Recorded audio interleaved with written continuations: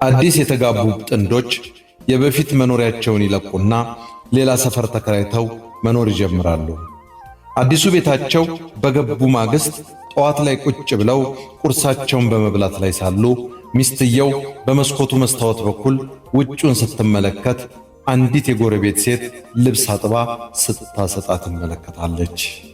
ከዚያም ፊቷን ቅጭም አድርጋ ወደ ባሏ ዞረችና ውዴ ልጅቷን ልብስ ማጠቡን አልቻለችበትም መሰለኝ፣ ምንም ሳይጸዳ እስከ ቆሻሻው ነው ያሰጣችው አለችው። ባሏ ግን ምንም አልመለሰላትም። ፈገግ ብሎ ብቻ በዝምታ አለፈ። የጎረቤቷ ልጅ ሁሌ ዘወትር ጠዋት እየተነሳች የቤተሰቦቿን ቤት ታጸዳና ልብስ አጥባ ታሰጣለች። አዲሶቹ ሙሽሮችም ለቁርስ በተቀመጡበት ቦታ ሆነው በመስኮታቸው መስታወት በኩል ይህን የዘወትር የጎረቤታቸውን ሥራ ያያሉ።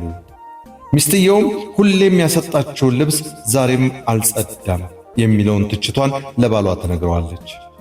ባልየውም የምጸት ፈገግታ ፈገግ እያለ በዝምታ ያልፋታል።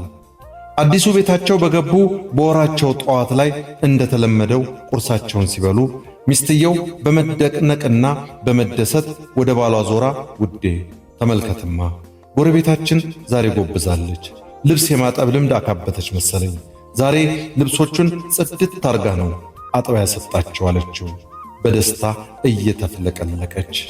ዛሬ ግን ባልየው ዝም አላለም።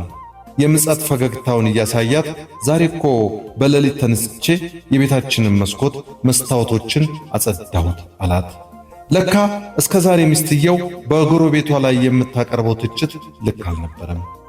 በእውነትም ጎረቤቷ የምታሰጣው ልብስ ያልጸዳ ሆኖ ሳይሆን ሚስትየው አሻግራ የምታይበት የመስኮታቸው መስታወት ያልጸዳ በመሆኑ ነበር ልብሱን ቆሻሻ አስመስሎ ያሳያት።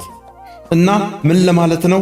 ሌሎች ሰዎችን ስናይ የምናየው ነገር በምናይበት መነጽር ንጹህነት ይወሰናል እንደማለት ነው።